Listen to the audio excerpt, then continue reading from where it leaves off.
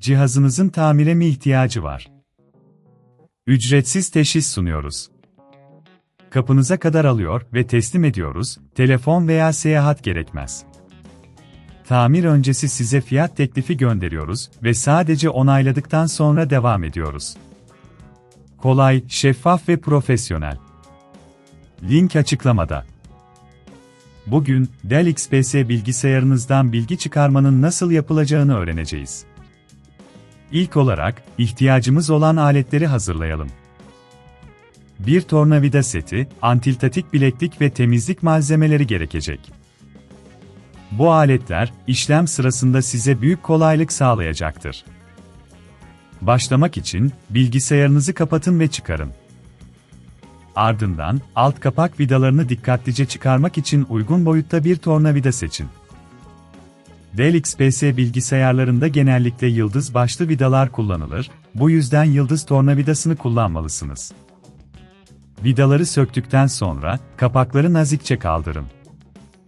İç bileşenlere erişim sağladığımızda, dikkatli bir şekilde temizlemeye başlayabiliriz. Bilgisayarın içindeki toz birikintilerini temizlemek için bir hava üfleme cihazı veya basınçlı hava kullanabilirsiniz. Bilgisayarın soğutma performansını artıracaktır.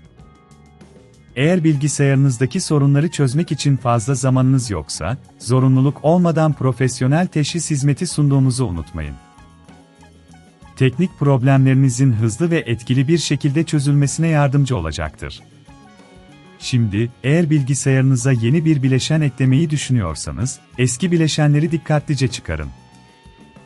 Bunun için, her bileşenin vidalarını sökmek ve kablolarını nazikçe çıkarmak gerekecek. Unutmayın, kabloları çıkartırken dikkatli olun, fazla güç uygulamaktan kaçının. Yeni bileşeni yerleştirdikten sonra, tüm bağlantıların sağlam olduğundan emin olun. Sonrasında, temizlik aşamasına geçebiliriz. Genellikle, bilgisayarın içini temizlemek için izopropil alkol ve mikrofiber bez idealdir. Hem bileşenlerinizi temizleyecek, hem de daha iyi bir performans sağlayacaktır. Tamir işlemlerinin ardından, bilgisayarı kapatıp alt kapağını tekrar takın. Vidaları sıkıca yerine yerleştirin. Bilgisayarınızın düzgün çalıştığından emin olmak için, açtıktan sonra bir süre gözlemleyin.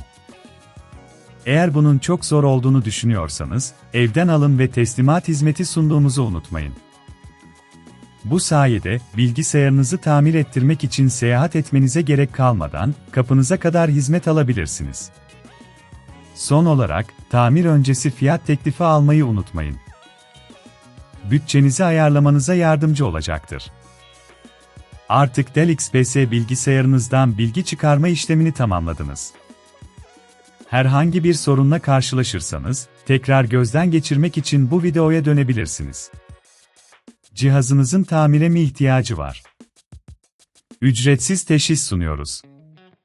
Kapınıza kadar alıyor ve teslim ediyoruz, telefon veya seyahat gerekmez. Tamir öncesi size fiyat teklifi gönderiyoruz ve sadece onayladıktan sonra devam ediyoruz. Kolay, şeffaf ve profesyonel.